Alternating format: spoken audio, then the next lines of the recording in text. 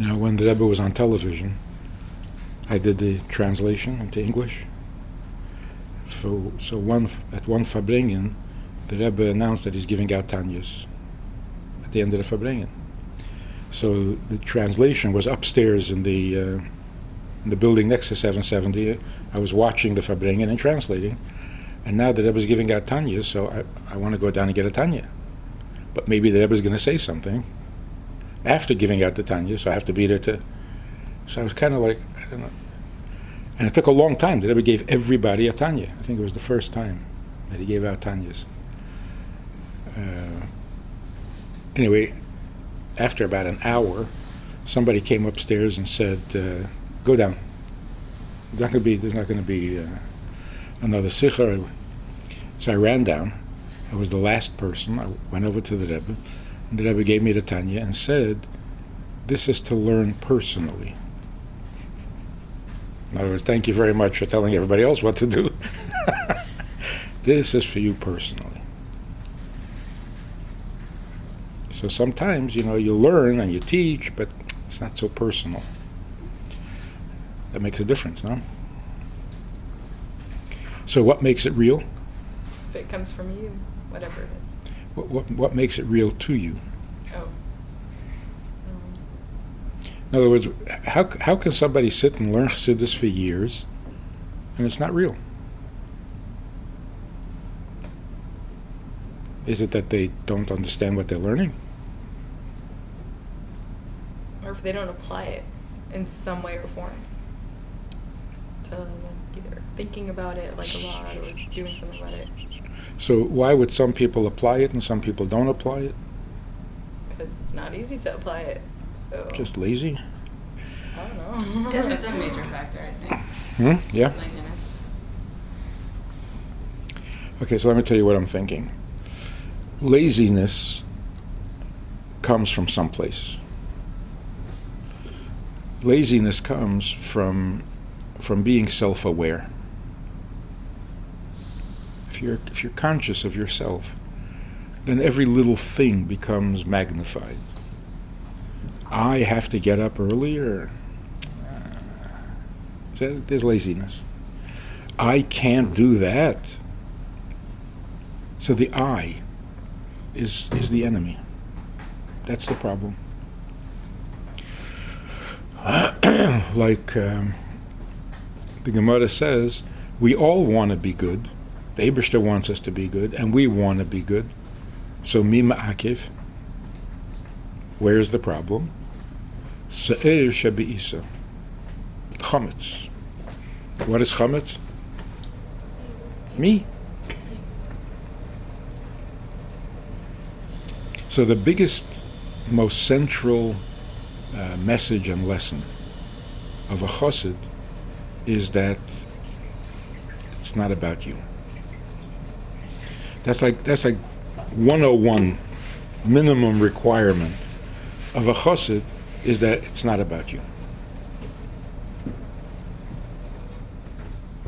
Once it's not about you, now something else can become real. Yeah, makes sense. Because by nature, I am my own reality. I'm real. Now you're going to tell me that there's an Eibush, that he wants this, he wants that. I don't know. That doesn't sound so real, like me. I'm real. To make somebody else more real than me, that's a chassid. Okay, that's the basic definition. If anybody ever asks, what is a chassid? A chassid is somebody who has gotten past himself so that something else can become his reality. Because by nature, we are our own reality. Nothing is as real as my opinion, my need, my feelings, my comfort.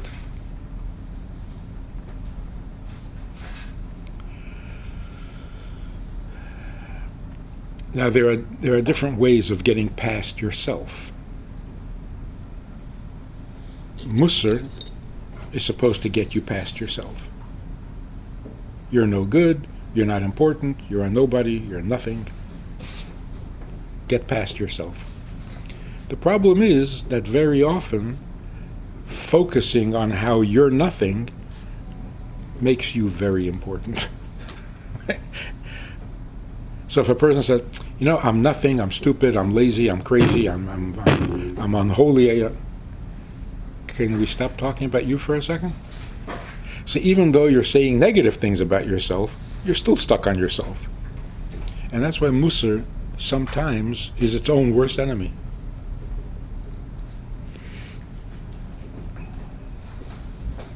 So one time when we were Bacheren, first Fabringen that we had with a mashpia, so one of the Bacheren said to the mashpia, he said, I'm so bad.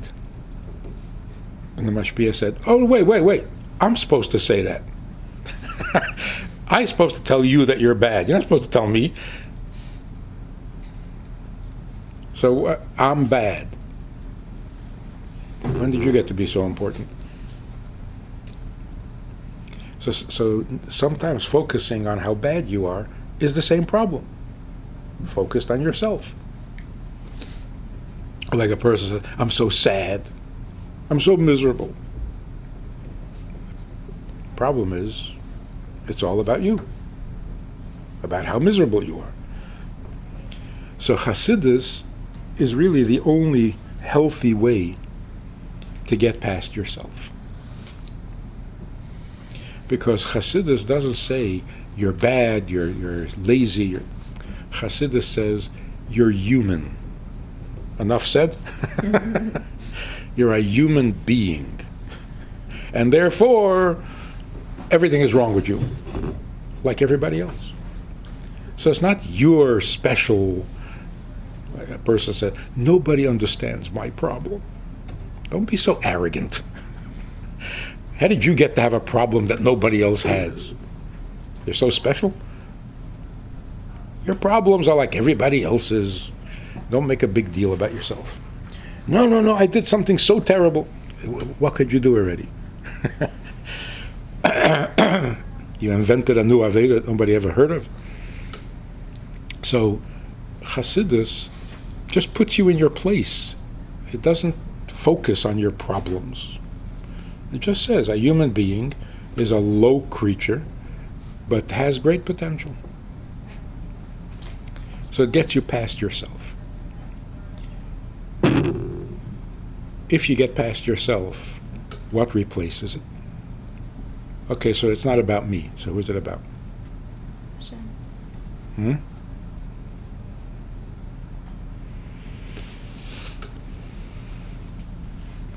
So if you're a chassid, who is it about? Rebbe. And Hashem. Which one comes first? Like, I would say Hashem, but like if you connect to the Rebbe, you're really getting a greater connection to Hashem. So,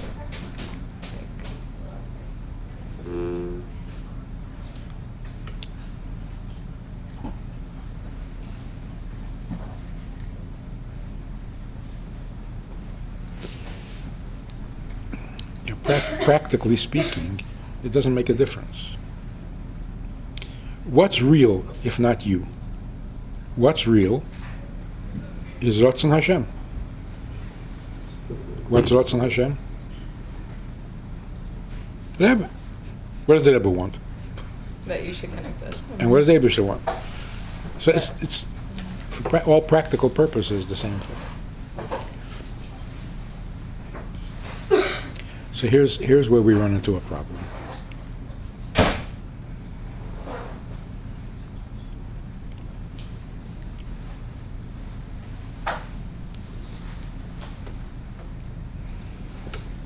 If a kid asks, the Eibusher hates an Aveda, what if I do an Aveda? Is it going to kill him? So of course you say, no, I'm not going to kill him. So the kid says, oh, so? Nicht gefährlich. not so important. I'm not going to kill him. So how serious is avoiding an Aveda? Rebbe just said, don't do it. Okay. You'll apologize. You'll make up. How terrible is it? In other words, if we want the Eibishter to be real, how real can the Eibishter be?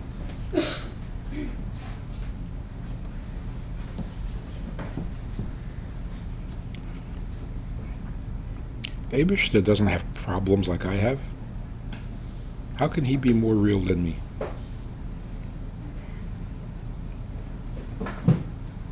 That's where people run into a problem. Everything's about the Eibishter. And the Eibishter doesn't really need anything. So, what are we doing? I should devote my life, I should give up all sorts of pleasures and comforts, and then, because the Eibishter wants. And does he really need it? Does it really make a difference? Will it kill him if I don't? No. So what am I having B'siras Nefesh for? In other words, if you learn Chassidus a little bit, and you understand how great the Eibishter is, it's hard for the Eibishter to be more real than me.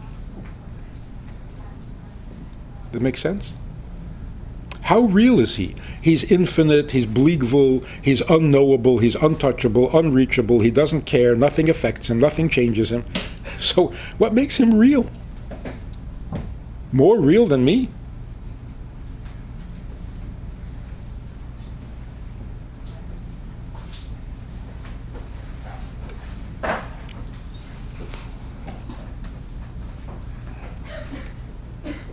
So in the Bar Mitzvah Maimer that every boy says, there's a pasuk that says, it's quoted, and every kid remembers.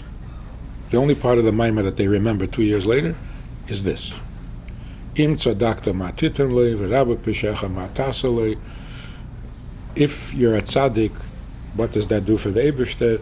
And if you're very sinful, how does that affect him? What does he need you for? And now the Eibishter is real?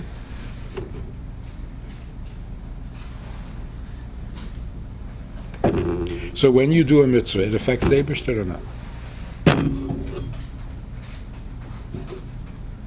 Like for real?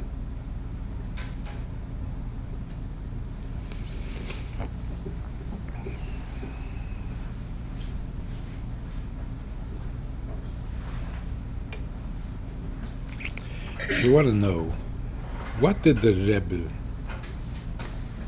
add to what all the previous Rabbeim said? Shlichus. Right? The Rebbe created Shlichus. Friedrich Rebbe a little bit, here a few Shluchim, but mostly to other religious communities in Russia. There were a group of Jews someplace, they needed a sheikhet. Rebbe sent a sheikhet. They needed a rov, sent a rov. But a shliach to a city, this is the Rebbe's big chidush in terms of action. But in terms of Chassidus, the teachings of Chassidus, what did the Rebbe say that the previous Rabbeim did not say?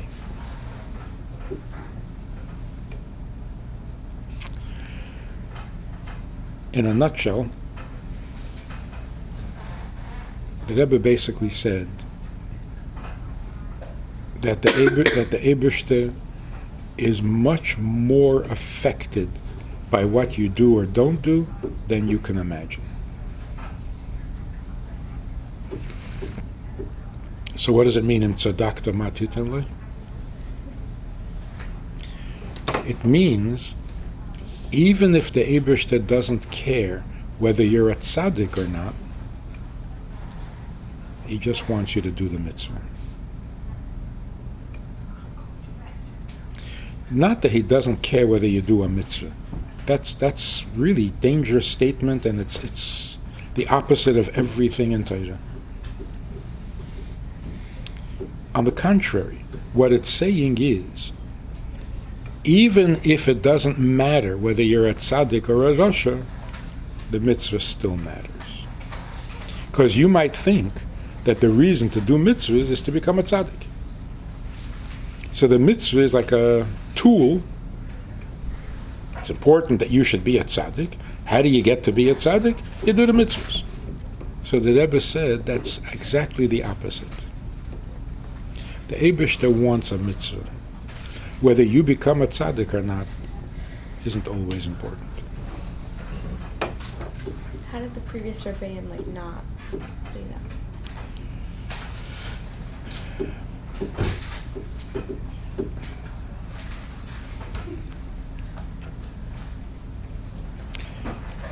They said it, they didn't emphasize it. It was not the focus. But it's not like But- they thought that mitzvahs were just to become tzaddikim, or because that's not. Let's go back to the child's question. If I do an Aved, is it going to kill the Eibishter? Is he going to die? No. So he doesn't really need the mitzvah. Is that correct thinking? The truth is exactly the opposite. If I say, for example, I must eat, because if I don't eat, I'm going to die. So do I really need to eat? Like really, right? I really need to eat, because if I don't, I'm going to die. That means I don't need to eat. I need to live, right? I don't want to die. So don't give me poison, because I don't want to die. Not I don't want poison. It's I don't want to die. If I could drink the poison and not die, okay, then I'll drink the poison. The Eibishter wants me to put on tefillin. If I don't put on tefillin, is he going to die? No. Still wants me to put on tefillin? Yeah. Which means the tefillin is not a condition. In order for the Eibishter not to die, you have to put on tefillin. No, he's not going to die. So he still wants tefillin? Yeah. Oh. Then he really wants the tefillin. That makes sense? A person needs to eat and a person needs to drink, because if not, he's going to die. That's so obvious and so clear. If I could live without eating and drinking, I would not eat and drink. So do I really want to eat and drink? No, I want to live. And eating and drinking is a condition. So the fact that the Eibishter is not going to die if you do an Aveda, and yet he doesn't want you to do the Aveda, that makes the Aveda very real. This makes sense? Tell me if not.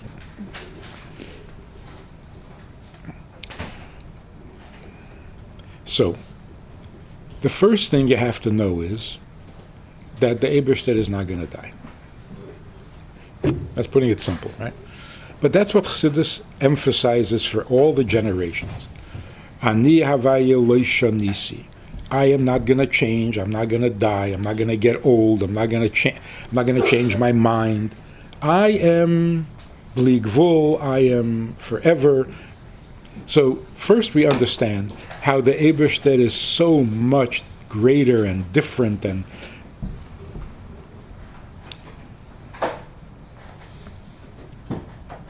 so what's the point of that? Why do we have to know how great he is?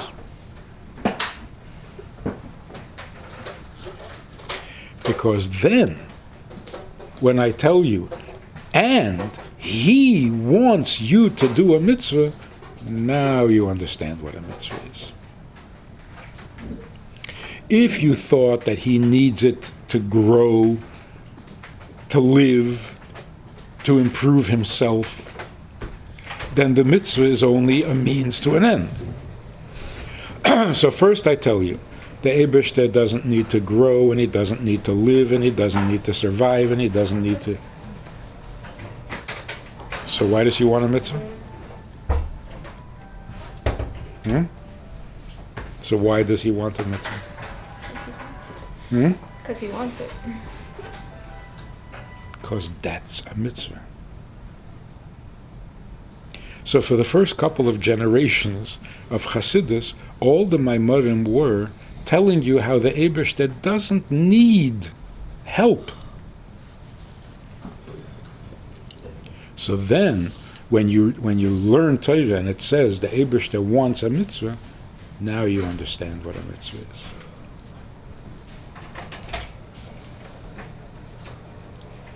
So there was this guy, he was a shliach, he was having a hard time with this idea. So what does it mean? If he needs it, then he needs it. He's saying he doesn't need it. What's going on here? So if he's not going to be affected or changed by it, then how much does he need it? In other words, like human beings, we're thinking, if it's not going to affect me, then why do I need it? So trying to find a good example, I said to him, if you find out that your wife doesn't like you, will you die? Will it kill you? No. So why do you care if she likes you or not? Will it kill a guy if his wife doesn't like him? Not physically. Not physically. So what are the consequences? That you're living with yourself unhappy, that the natural relationship is that your wife likes you. And now your wife Why do you need your wife to like you if it's not going to kill you anyway? Because that's what's natural. What's natural? And that's what the relationship's supposed to be like. Huh? Husband and wife are supposed to love each other. Are supposed to. Yes. And if not, It's not a relationship. not going to kill me. It's a hate relationship. But Huh? something you want. Become depressed or something. Something you want, You want to have a relationship. yes, So if she doesn't like you, then poor you. Basically, we can live without relationships, but we still want them. Here's my point. In marriage, just as an example, a person is supposed to be a healthy individual.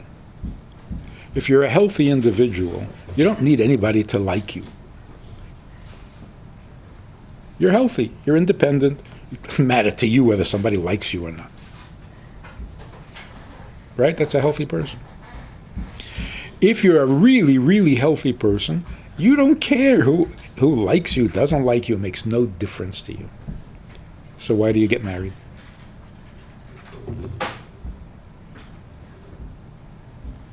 Or in simple words, who needs to get married? What do you need this for? What are you, lonely? You need somebody to make breakfast for you? What are you getting married for? I don't need you, but I want you.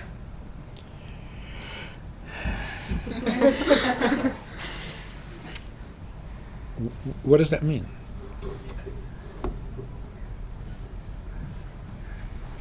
How can you be completely independent and desperate to get married?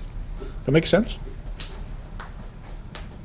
And it's not just, I want, I'm desperate. I have to get married. Why? What's wrong with you? Nothing wrong with me. Well, you're missing half of your neshama. What does that mean? I don't know. But Like I'm walking around crippled, I'm limping. What's the problem? I'm heavier on one side than the other. I need some Yeah, I think it's a perfect example. The more capable you are, the more independent you are, the more you don't need anyone else to help you, the more you want to get married. Because the marriage is not to make you bigger, better, healthier, stronger. It's not what it's for. The reason you get married is because you are not enough.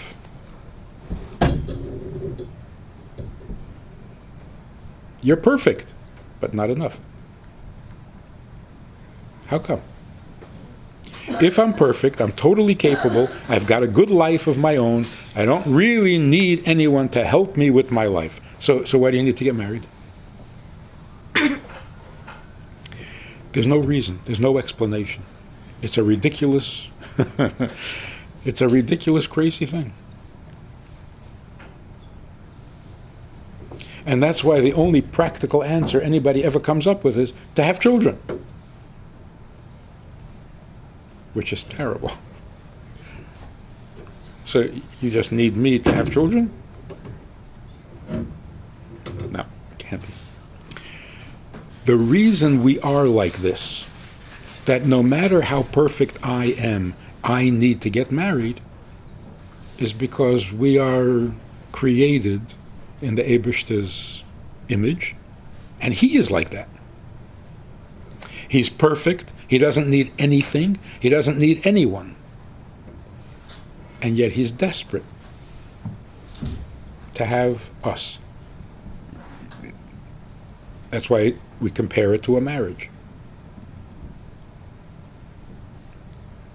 So again, I'm desperate to have you, but do I need you?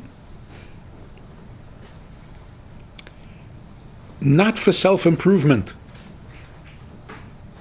I need you more than self-improvement. So that's why Chassidus tells us both sides of the story. You have no idea how much the Eibishter does not need you. I mean, after all, he's the Eibishter. So you think that by doing a mitzvah you'll make him stronger, bigger, wiser, smarter, older. No. The Eibishter doesn't need anything for self-improvement. But that's obvious, right? He's the Eibishter. So does he really need your mitzvahs? Desperately. Yeah, what's it going to do to him? What's it going to do to you if your wife doesn't like you?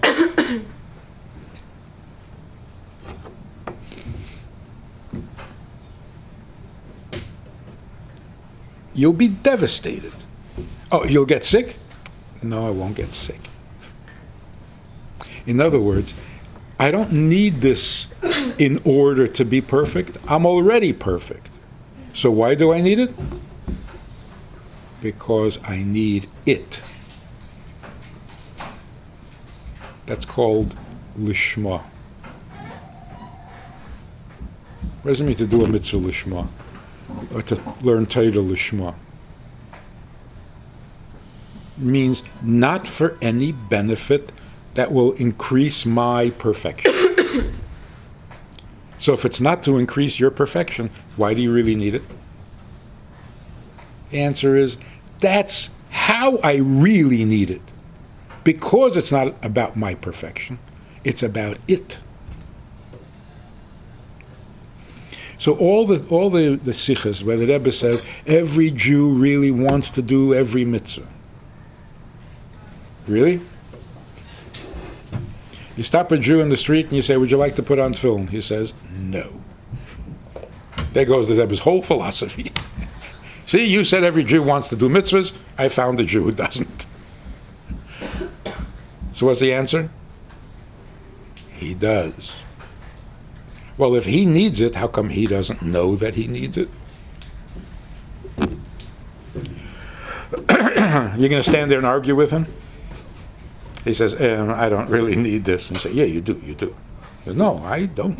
Here, watch. I'm not going to do it. I'm going to walk away, and I'm going to be perfectly healthy. So what do you say? No, you're going to get sick. Not going to get sick. You need to put on tefillin. Not you need a vitamin to keep you healthy. So the fact that you don't need it is true. You don't need it to make you more perfect. You just need it.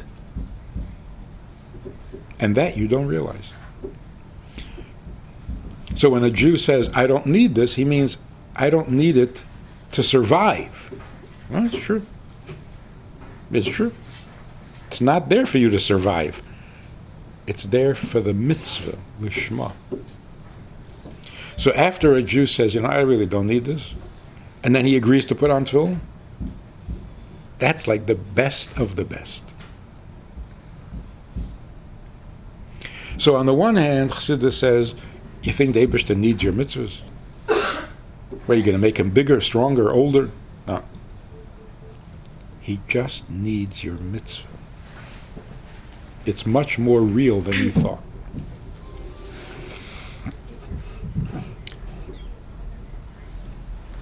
If we can explain this to ourselves, it would change everything. So if a kid in school says to you, why do I need to do this? What do you say? It's such a basic, fundamental question. What do you say? Why do I need to do this?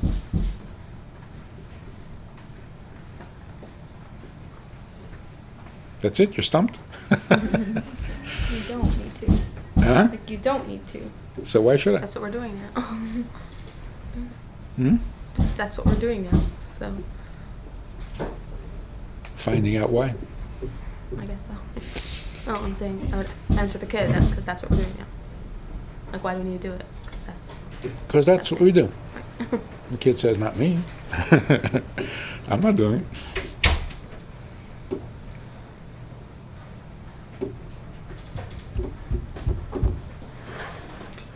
So what happens, the teacher doesn't know the answer to that question, or the parents don't know the answer to that question, so they get angry. What's the answer? What is the answer? You don't need to do it, but you need it because you're a yid, and that's just what you need. Not for anything, or like we were saying, not to survive or make your life better, but it's just part of you. You need it. And you might not realize it. Or is it because like, that's just what Hashem wants you to do? If I understood correctly, I think. So I'm going to tell you this. A couple of years ago, I was speaking at Beis Yifke Assembly, and we gave out paper and pencil. The girls should write their questions. Maybe you were there. So let's say about a dozen questions were written. 9 out of 12 had to do with boys. Why can't you talk to boys? What's wrong having a boyfriend? What about boys? 9 out of 12. So the teachers who were there were so embarrassed. The teachers were ashamed. The next day I had a meeting with the teachers. So when they walked in, they were like, trying to hide their faces. And they said very very shamefully, they said, so what do you think of our girls? And they meant, are you disappointed and shocked by their questions? There was one girl who didn't write a question. She asked it out loud. Her question was, the Eibishter really doesn't need the mitzvahs. I don't need the mitzvahs. Why am I being from? So I said to the teachers, you're worried about the boys' question? The question about the boys is perfectly legitimate. Everybody has a Yetzer Hara, so they're asking. It's honest, it's normal, it's expected. But when a girl who goes to Beis Yifke for 5, 6, 7 years says, the Eibishter doesn't need it, I don't need it, that's upsetting. How does a girl in Beis Yifke come away with the conviction that the Eibishter doesn't need it? That's not a Yetzer Hara. That's a failure on the school. That's failed chinuch. Where do people get the impression that the Eibishter doesn't need it? And if he doesn't need it, then what is Yiddishkeit? Because Hashem is perfect. so obviously he doesn't need anything. Exactly.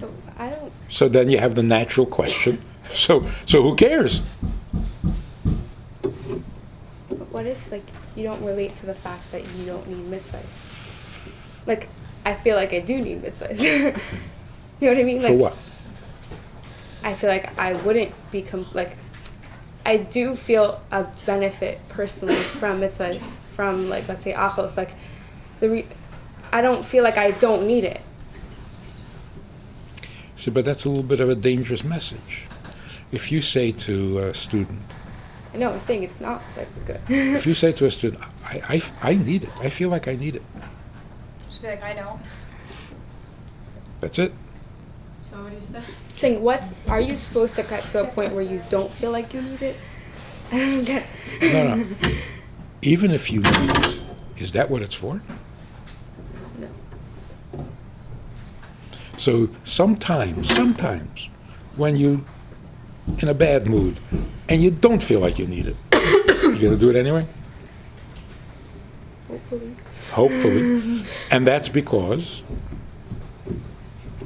whether you need it or not, he needs it.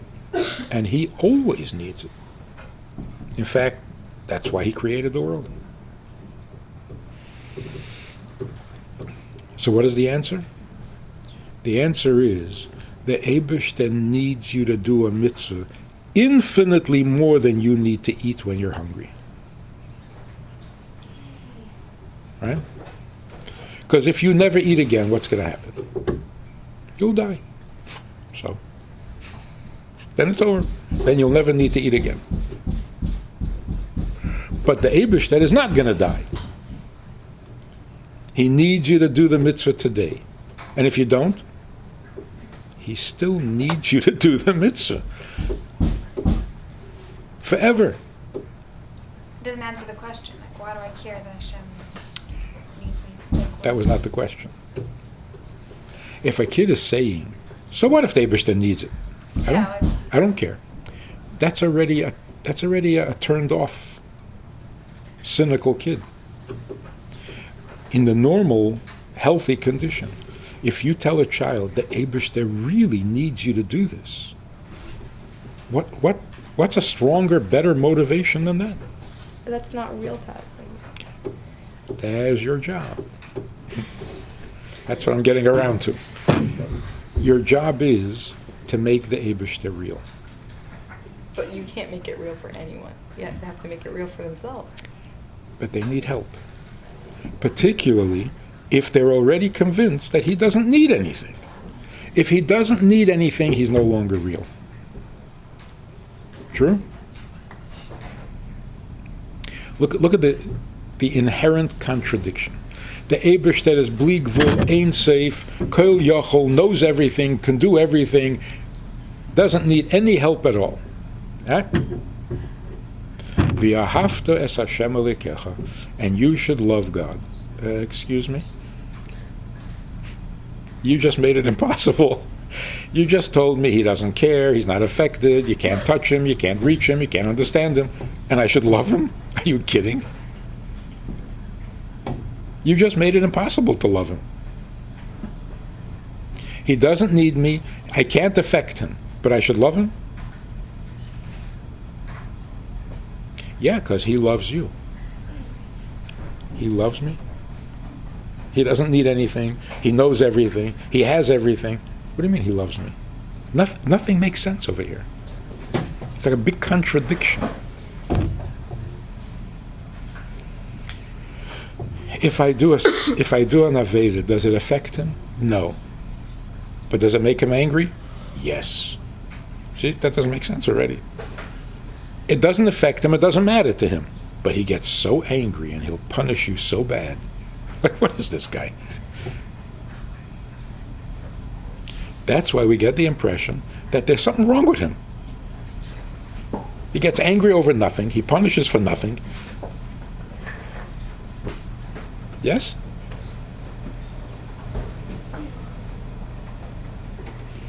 So then people get very upset. You're saying that the Eibishter needs you like a Like a man needs a wife or a woman needs a husband? You're making God sound human. Is that a problem? Isn't a need something that a person can't survive without? A need is like basic human necessities. Hashem doesn't need us to do anything. He doesn't really. He can survive without it. So why is that a need? Why is it a need, I'm saying, necessarily, like that word? Why is it not his ratzon? Why is it wants, his will, whatever? You're right, you can call it whatever you want. The point is it optional for him? So sometimes when you say, he wants, that makes it sound like a little optional. He wants, but if not, who cares? It's not true. It's not optional for him. The Rebbe explains, why was it necessary, after the Yidden said, Nasa v'nishma, why did he have to hold the mountain over our heads and threaten us? You ever hear an explanation for that?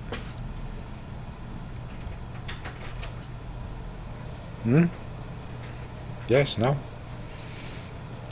Something about it being giving the free will back to you. Letting us choose him. Huh? Yeah. He's letting us choose him. We already Not chose. holding a mountain on top of that. We already chose him. We said Nasa v'nishma. That was right with all the Giluyim of Hashem, like it wasn't Rebbe Conscious. I mean, that's the answer that I've heard. Either. Yeah, and then the teachers would always say, "Oh, that's complicated. We'll discuss it when you get older." Okay, now you're older. Let's discuss it. They were very inspired, so they said yes. What's wrong with that? Inspiration. Because you need Inspiration is wrong? Inspiration doesn't It doesn't last. It's limited. Huh? It's a limited thing. It doesn't last very long, usually. You need Kabbalah soul to like make it like to stay. These are all nice words, but what do they mean? The Eibishter said, I want you to do mitzvahs. And we said, sure.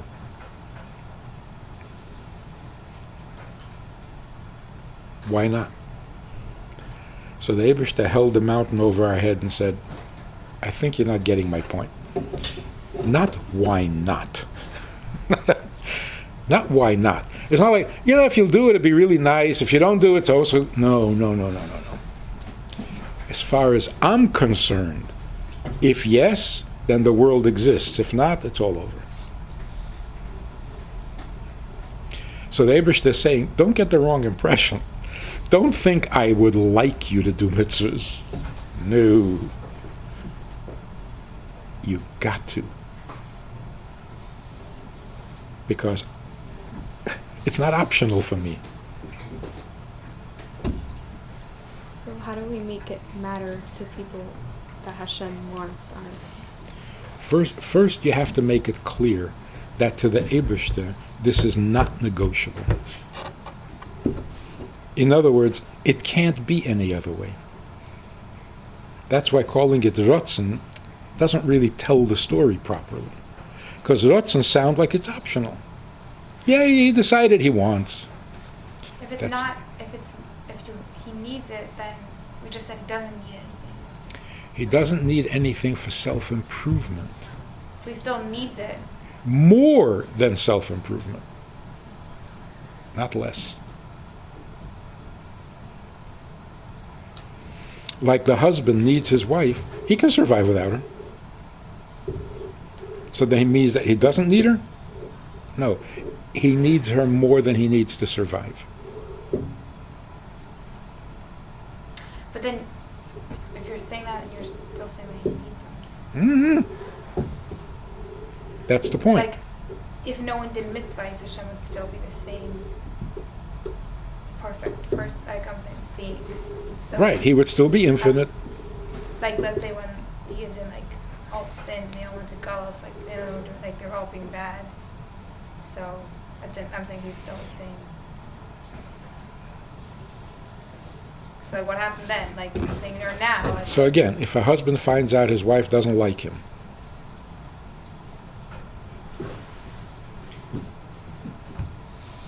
On the one hand, so what? And on the other hand, I can't accept that. I can't. Why? You gonna die? No. I wish I would die. So when you do an Aveda, does the Eibishter suffer? He's not gonna die. But there's needs that are not dying. That's what I don't understand. Like, Huh? just because he's not going to die doesn't mean he doesn't need it So what does he need it for? to live. But he's gonna live anyway. Saying like, it makes it like the only thing that matters is life. Mm. But it's not. What else matters besides life? Health? Your mitzvahs. So here's a good way to put it. What does he need the mitzvah for?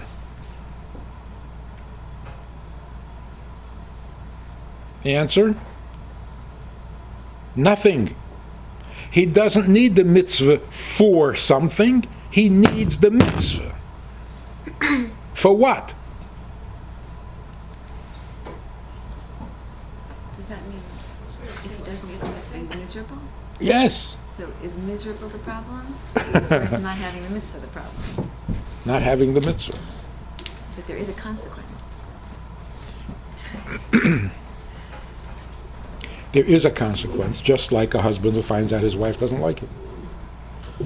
But the consequence is not his survival or his perfection, it's her.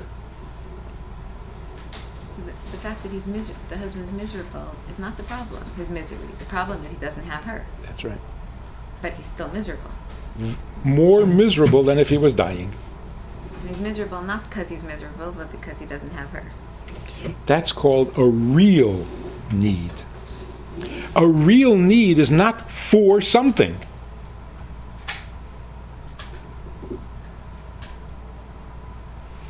Like, for example, why do you want to live? For what? For what? For nothing.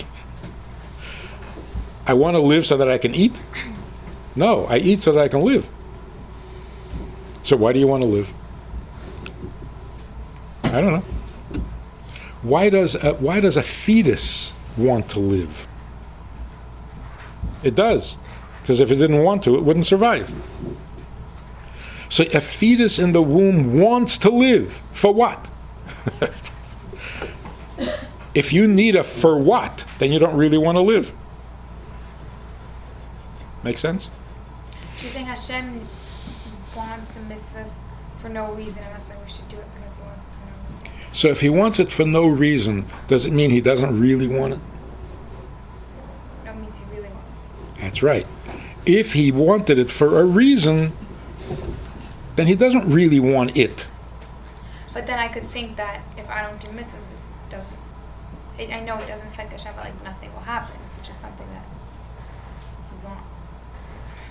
you want. You see, we always think consequence. Everything is always for something. You need money. You really need money? No, I need to buy stuff.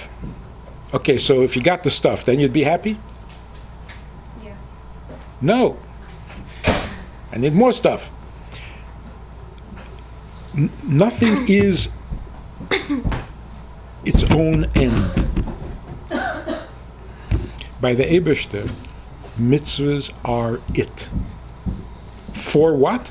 For the mitzvah. But what does he need the mitzvah for? For the mitzvah. But what's he going to get from it?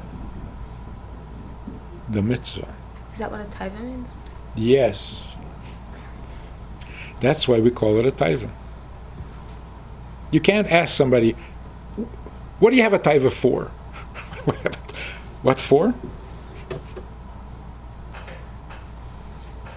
pleasure that the mitzvah produces for Hashem. That's not the goal either. It is. The mitzvah is his pleasure. What for? What for?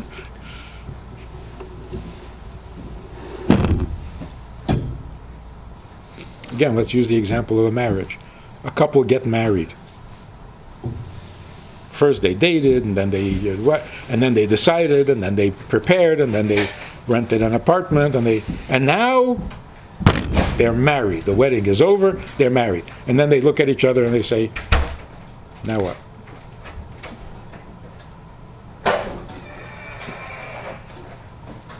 They're going to get divorced. If they ask that question, their marriage is in trouble.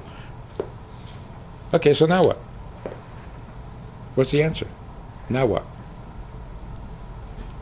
Now we're married. And we're married.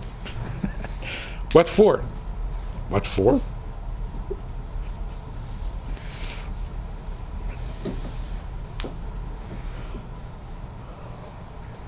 To be married. For what? For marriage. What, is it supposed to make you rich or something? That's it. That is the goal. Marriage is not a way to get something else. Like some people think it is. Like you get married to one person, you practice, then you get divorced and you marry somebody else. And now you're better at it. Experience. You can't ask, now what? So when you do a mitzvah, you say, okay, now what? Oh, now you'll go to Gan Eden. No. No.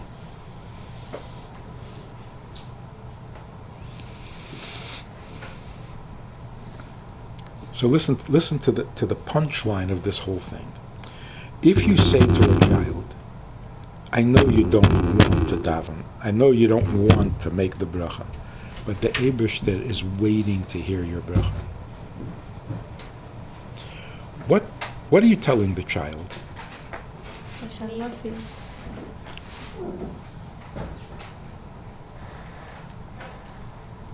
You're basically saying, what you feel, what you want, not so important. But the Eibishter wants. That's important. So already you've accomplished two things. Number one, you're separating the child from himself. It's not about you. So yeah, I know, I hear, you really don't want to do this. I got it. But. So you hear what the message is? You don't need to do this. Many kids eat cookies without making brachas, and they're fine. They don't need it. And you don't want to make a bracha. Okay, I get it. But if the Eibishter is standing and waiting for you to make a bracha, how do you not make a bracha?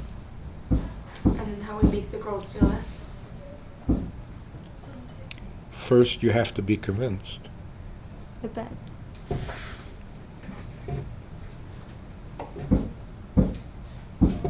It still doesn't answer it. He's like, why should I care that Hashem needs me? Okay.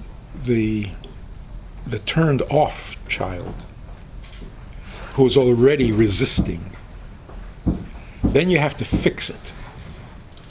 That's remedial. But what about? That doesn't sound turned off. It's just like we like ourselves. So when you say that mitzvahs have nothing to do with me and only to do with Hashem, that like takes all the joy out of it. For like it's like, oh, you know what I mean? Yes. There goes all the fun. Exactly. It's like, so I'm really not here for myself. Well, okay, that's the point, but like that's not. So where's the fun? Exactly. How is it fun to do what the Eibishter wants? So like, am I supposed to just lose myself? Like, it makes life very like. Noble. Just feel like, yeah. Noble. no, not noble. Isn't it not the point of Chassidus to lose yourself? Like, And to do it happily. But I was like, yeah, bittul, but like you're meant to use your kefis to channel and like not lose yourself. And well, I can't like yeah.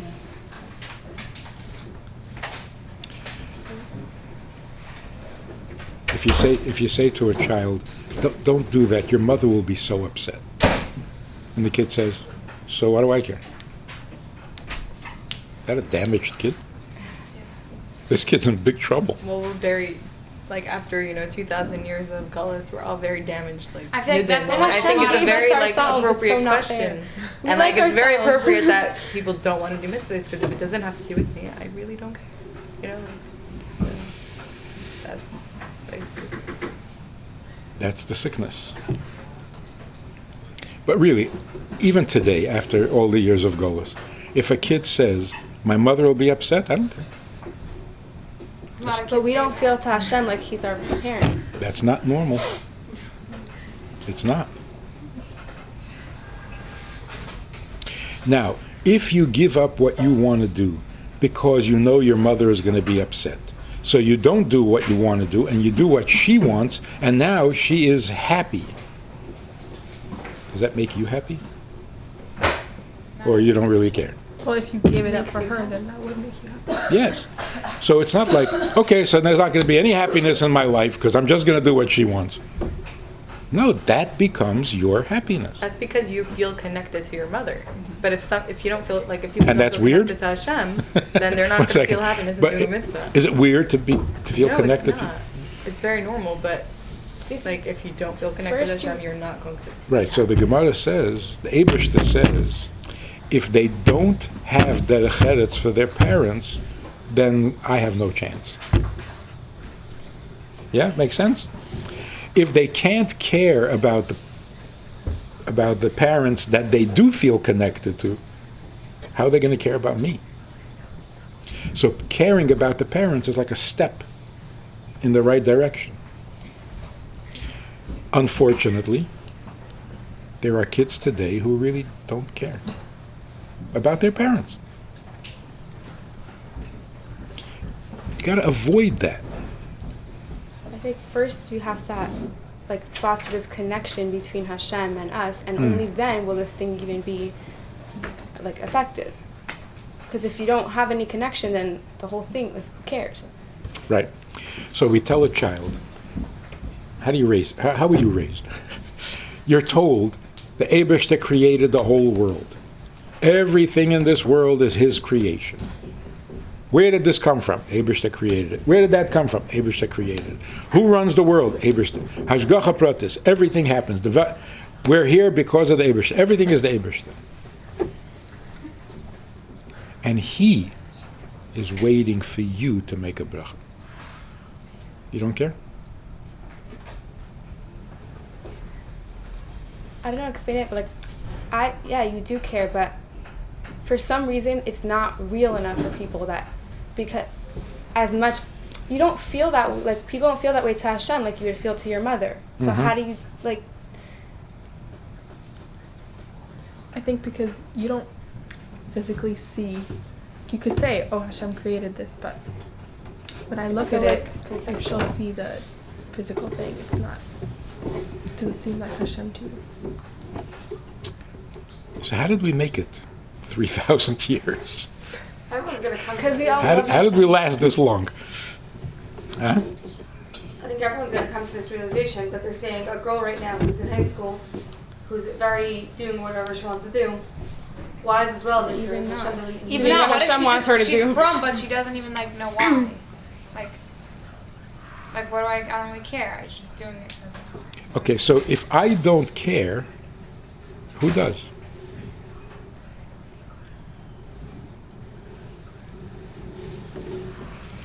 I think any normal, semi-normal, decent kid, you say, I don't care. But what if what you're doing is affecting others? You still don't care? Of course you do.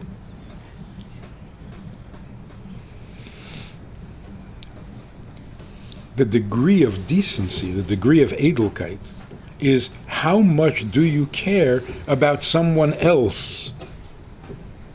Are you capable of caring about somebody else? Are you capable of being a friend?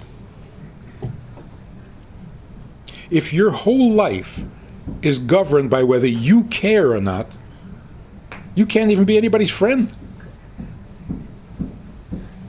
So obviously, no decent person can be so selfish and so wrapped up in themselves that if it doesn't bother me, then I don't care. That's a monster. But that's within people, so it makes tons of sense within people. But how do we get? But with Hashem,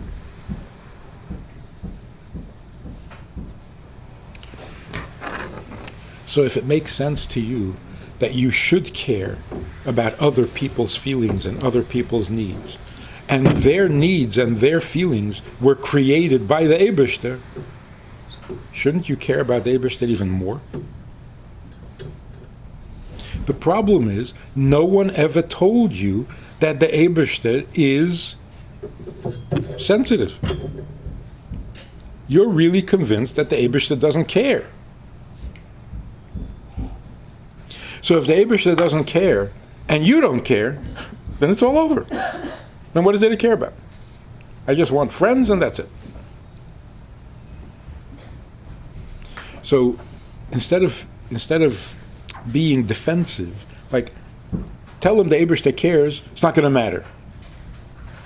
It will matter. I think we're more taught the opposite. We're not taught that Hashem doesn't care. We're taught like Hashem loves our every mitzvah, da da da da da. So we're not taught the part that that a mitzvah is not for us, it's for Hashem. I don't, at least from my childhood.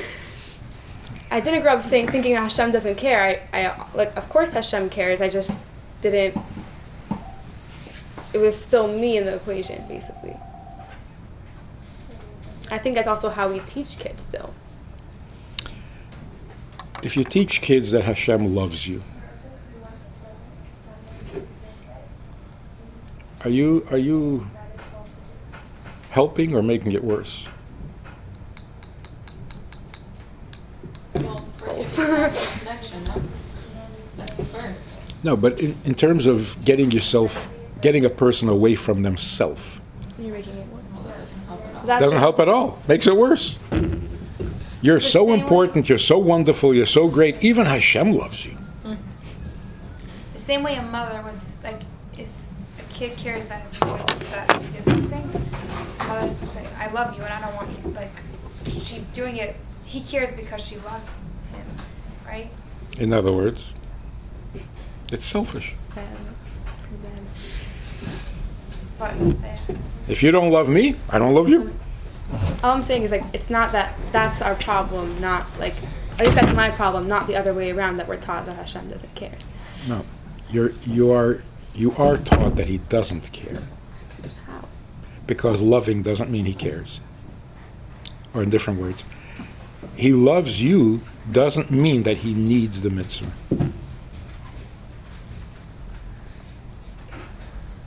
Just like I can love you, but I don't need you. So if you're nice, and we get along, and we're having fun, I love you. If you stop being nice, I don't need you. That's why love is not enough. And sometimes love makes it worse. A mother who keeps telling her children, I love you, I love you, I love you, the kid feels like, oh, so I can do whatever I want. So are we not supposed to teach kids that Hashem loves them? That shouldn't be the bottom line. No, I'm just like curious. Like That's not the bottom line. The bottom line is there would be no world. There'd be nothing. Because he needs it. And here's the real. He needs you to do the mitzvah even when he doesn't love you. Some things are more real than love. Just like your mother is still your mother, even if she doesn't love you. Which is why the mitzvah is kabed es avicha, not v'ahavta es avicha. Because you have to be mechabed your father even when you don't love him, because he's still your father. The Eibishter needs your mitzvah even when you're disgusting. So that's what it means. Im tzadakta ma titen lo. You're not impressing him by being a tzaddik. But the mitzvah he needs. So what's the value of like the whole time, like working on yourself? If you just keep on doing mitzvahs and like. Good. What does it mean to work on yourself? As a chassid. Because that's really what achos is. Hmm? Achos is more the aspect of like that working on yourself. Like Yes, but what is it you're doing when you work on yourself? To be more selfless. Hmm? Working on yourself means to get less of self, not to become more. Becoming chassidish, becoming more. That's terrible.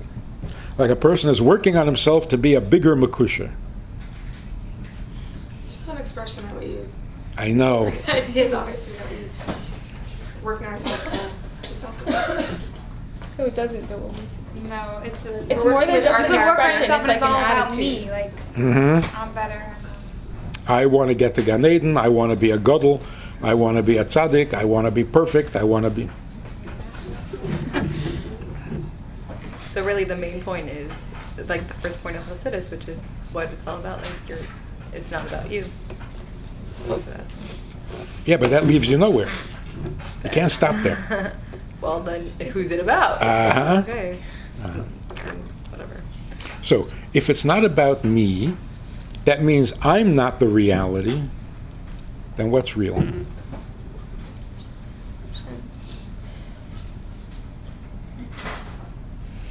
So I'm going to tell you a very inspiring, real, true story. I went to visit Shalom Mordechai Bashkin in jail. There's a book that came out. You saw? Yeah. In Prison, Not Imprisoned. Yeah? It's a good title. He's in the prison, but he is not imprisoned. He's amazing. I mean, the whole frum world is overwhelmed by his example of when they first put him into jail, before prison. You have more rights in prison than in jail. You know the difference? When they first arrest you, they put you in jail till they decide which prison they're going to send you to. Those few days that you're in jail, they're the worst. So they gave him prisoner clothes, took away his clothes, and then they said, come with us. He said, I can't walk without a talis cotton, without tzitzis. I said, that's insane. Come with us. He said, I can't walk without tzitzis. You don't go daled amas without tzitzis. So they beat him. They pushed, grabbed him and dragged him. He said, get a wheelchair. Put me in a wheelchair. You can take me wherever you want, but I can't walk without a... They dragged him. Anyway, this got out, and the whole frum world was like, wow. They never heard of such a thing. Anyway, that was a long time ago. Hanukkah, I went to see him. He davened. He read from the Torah. There was a minyan, unfortunately. And afterwards he wanted a fabring, so we sat in the fabring. And of course, this is all in a room that is probably bugged, because they're listening in to everything that's going on. So we verbringed and we sang, and then he says, okay, let's dance. Chanukah. So we danced. As we're dancing, I noticed that in my coat pocket I had a nickel. So I take out the nickel and I say to him, Chanukah geld. He says, put it away. You're not allowed to give a prisoner money. So put it away. As I'm walking out the door, he grabs me and he says, the Chanukah geld, give it to my wife. He felt terrible that he had refused Chanukah geld. So he said, it's Chanukah geld. I can't take it, but give it to my wife. Chanukah geld is not one of the mitzvahs you have to die rather than, It's not a mitzvah at all. And here he is having enough problems, and he can't forgive himself for saying no to Chanukah geld. Where does that come from? I mean, if anybody has an excuse to be busy with himself, worried about himself, he has a perfect excuse. I should worry about Chanukah geld. I got serious problems. I got big problems.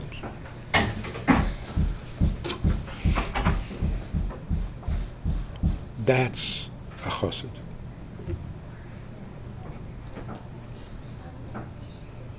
How do we get there? How does Chanukah geld become more real to you than the fact that you're in prison? That's your objective. That's called working on yourself. Not working on yourself to make yourself more important. You work on yourself to make yourself less important.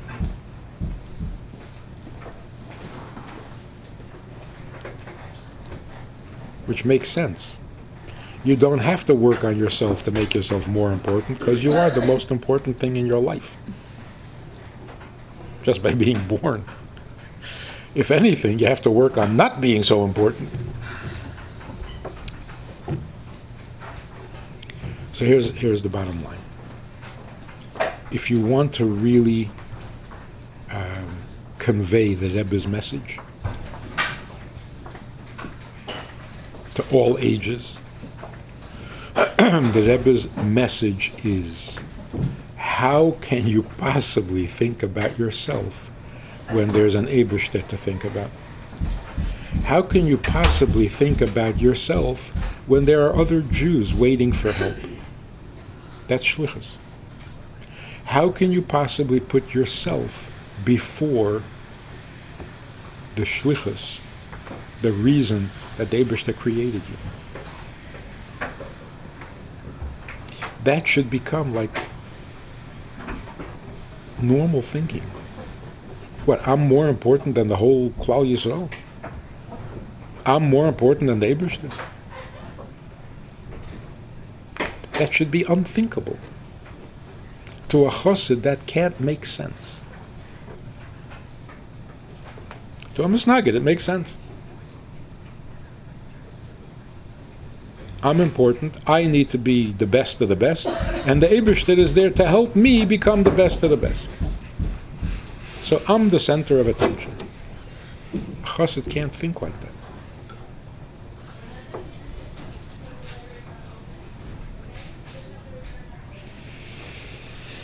So there was a bacher who went to France for yeshiva years ago. The yeshiva in France is very, very old-fashioned. So the boys who went to France for the yeshiva took along a whole suitcase of toilet paper, because they don't have toilet paper. I mean, they're really... So this kid who went, he didn't last 3 months. After 3 months, he just had to come home. He couldn't take it. But It changed his life.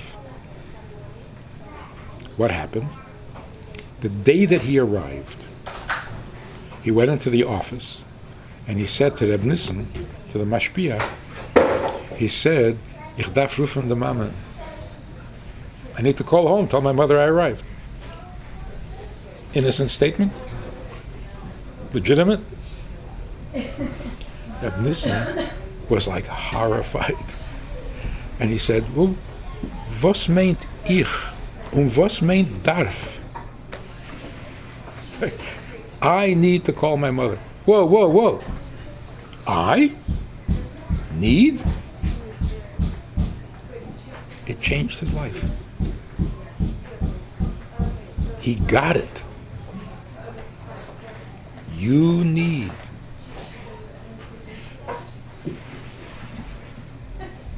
Stop the presses. Stop everything. This guy needs to call his mother. It changed his life.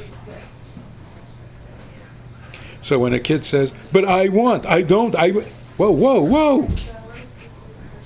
Calm down.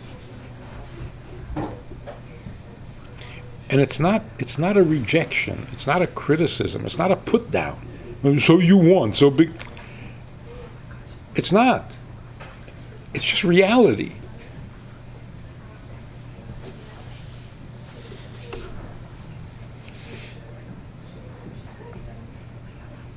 Imagine you go to somebody's wedding, your best friend's wedding, and all the other friends are there also.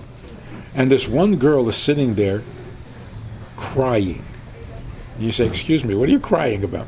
She says, I need to get married. What would you say? You're at your best friend's wedding, and all you're thinking about is that you need to get married?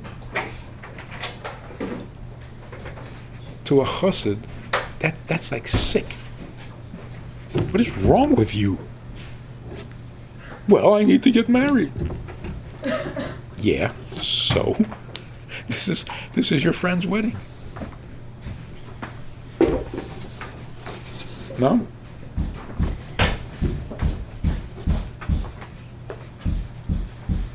That's not just selfish. That's beyond. You have become chronically selfish.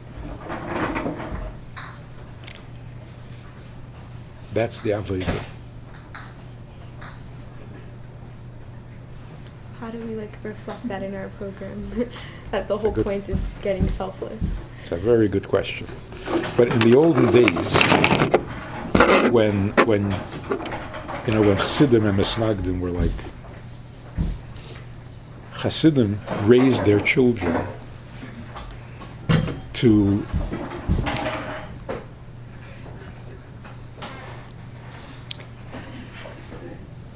one of the things Chassidish mothers used to say to their kids, what does a cow say? Moo. What does a cat say? Meow. What does a dog say? Woof. What does a misnagid say? Ich. So a cow goes moo moo, a misnagid goes me me. Ich. And that was to a Chassidish child like ridiculous. What ich? What? That's like.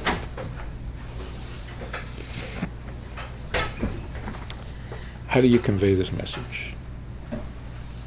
First of all, you have to practice it yourself. The hang-up, being addicted to yourself, should be embarrassing. Just embarrassing. So when you feel a little selfish and you put yourself first, you should feel embarrassed.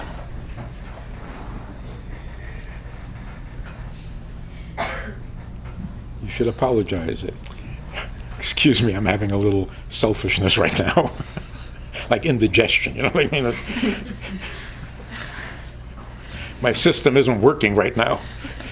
because I'm feeling a little selfish and it's embarrassing. Yeah. On the other hand, how can you be indifferent to the Eibishter's need? And how real is his need? Much more real than your need.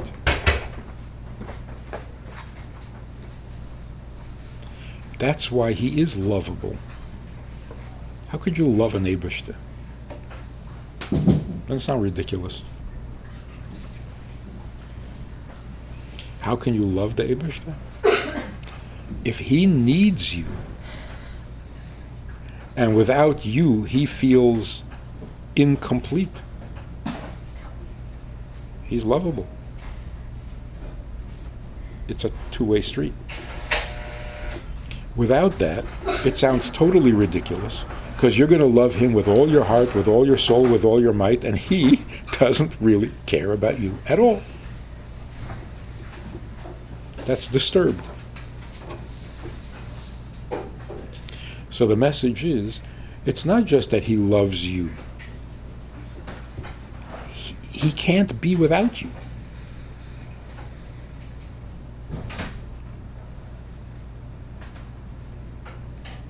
Even when you're bad and not lovable, he still can't be without you. Afal pi shechata yisraelhu. By whom? By the Eibishter. Even when a Jew sins, he is necessary to the Eibishter.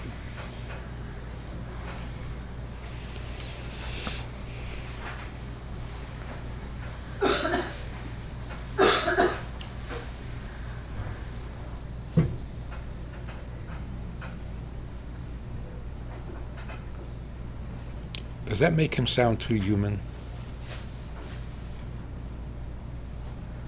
Does that feel wrong?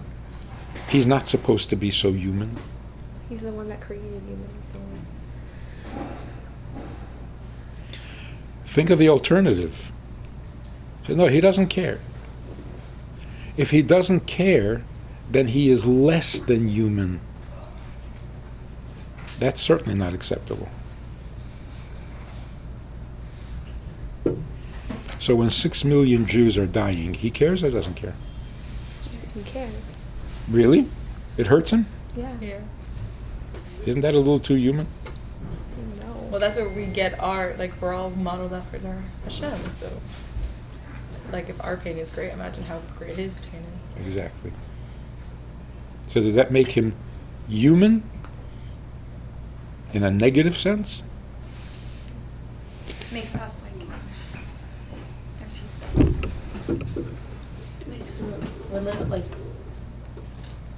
there has to be a certain level of being able to be relatable in order to connect. And that's It's got to be a two-way street. So one final thought. When the Romans were killing the Asara Haruge Malchus that we read about on Yom Kippur, the angels, the Malachim, came to the Eibishter and said, "This is horrible." What did the Eibishter say? I'll, Stay like, quiet. unravel the world or something. Hmm? Stay quiet. Yeah. Or, Revert the world to nothing. be quiet or I'll turn the world back into chaos. Nice, huh? What a sweetheart. How does that make any sense? If there's no explanation, then fine, then don't give an explanation. But what is this bullying? It means that Hashem really cares. How? Because he's reacting so strongly. Like, I can't. Like, don't go there. So what does it mean I'll turn the world back into chaos? Like, won't be able to sustain it anymore. Hmm? Won't be able to sustain it anymore. But Hashem did like it's from everything is from Hashem. He decided that sorry, we were not going to be killed. So why would he hurt himself? Not hurt himself, like Mm-hmm. yeah. Mm-hmm. Like, you can't understand the master plan. So if I try to explain it to you, then you're just not going to exist anymore. Because you can't understand it as a creation. Or is that- Okay, so there's a story. The Rebbe Marash was not healthy, and he went through a number of operations. And of course, the operations back then were a little primitive. So he was in a lot of pain. And for many, many months, there was no yechidus. You couldn't get to the Rebbe.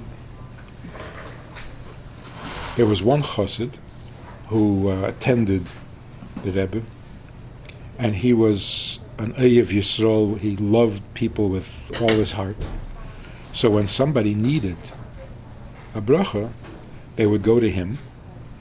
And when he was in the room with the Rebbe, if he saw an opportunity, he would ask for a bracha for that person. One time a guy came to him and begged him to mention.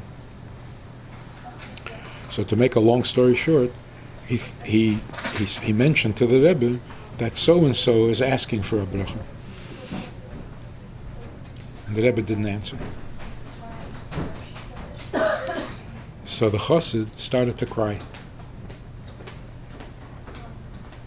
because it really bothered him. And he said to the Rebbe, he's in pain. The guy he's asking for a bracha for, tut vei. So the Rebbe pointed to his bandages, and he said, and me?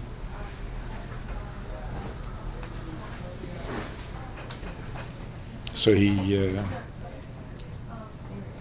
gave up. Here again, the same question. Sometimes there's no bracha. Okay, so don't say anything. But for a Rebbe to say he's in pain, what about me? That doesn't make any sense at all. Right? It sounds like he didn't want to give him bracha because he was in pain. Like the Rebbe. Like I got my own problems? Yeah. That's not possible. No, that's what it sounds like. That's what it sounds like. And it can't be. So it must mean like this. The chassid is crying because he has Avos Yisrael. And this poor guy is not going to get a bracha. Makes him cry. So the Rebbe was saying to him, you're a really nice guy. You're a real chassid. But I'm a Rebbe. If it hurts you to see him in pain, what do you think it's doing to me? So the Rebbe wasn't saying, I have my own problems. The Rebbe was saying, you're crying over his pain? What about me? Look what it's doing to me. So thank you very much for being a chassid, but I'm his Rebbe. I suffer for him much more than you do. Right? So the same is true with Eibishter. Going back to that story. The Malach is crying over Jewish suffering. So the Eibishter says, you're a Malach, you're really cute. It's wonderful. It's wonderful. You're crying over Jews. You're not their creator, you're not their father, they're not your people. So if you're crying, you have to tell me that there's a problem? In other words, I'm suffering infinitely more than you. They're my children. So then the question is, so stop it. So the Eibishter says, stop it? You mean turn the world back into chaos? Cancel the whole plan? That's not possible. So does that make the Eibishter sound too human?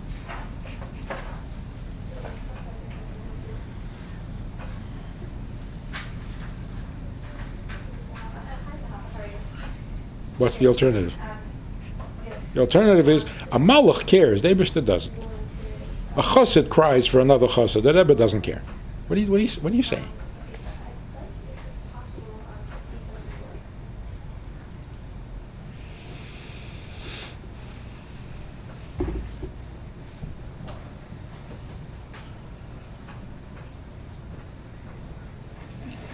There was a Farbrengen by the Friedrich Rebbe when he first came to America, and it was in a room upstairs in 770. It wasn't a very big room, so the crowd was pushing, And the Rebbe was sitting not far from the wall, and the table in front of him kept moving closer, because the crowd was pushing. The table kept moving closer to the Rebbe. So somebody got nervous, because, this, and he started screaming that everybody should back up. And he said, "Back up! You're making the Rebbe uncomfortable." Like, understatement. So the Rebbe interrupted him and said, "Yidden don't make me uncomfortable."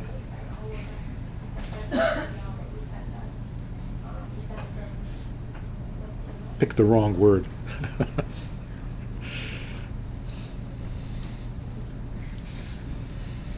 Make him too human?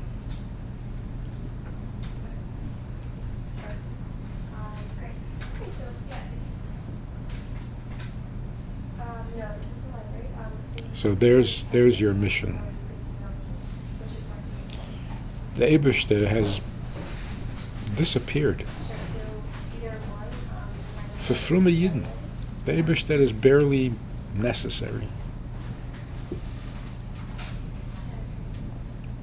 And as a result, we don't really have good motivation.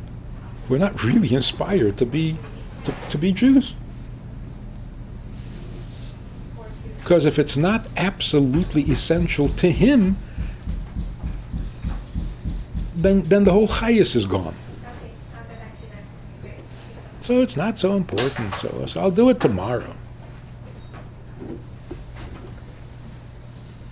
That's where we're failing. So don't assume that people don't care whether the Eibishter needs it or not. They do care. And those who don't need a lot of help. They're so damaged.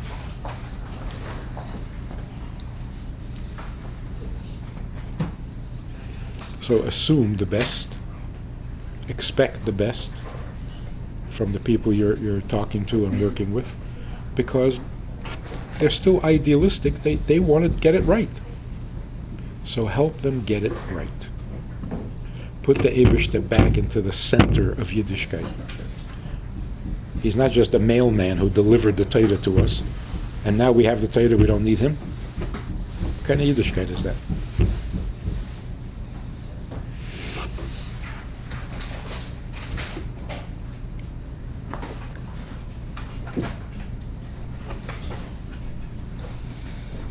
So how do you do it?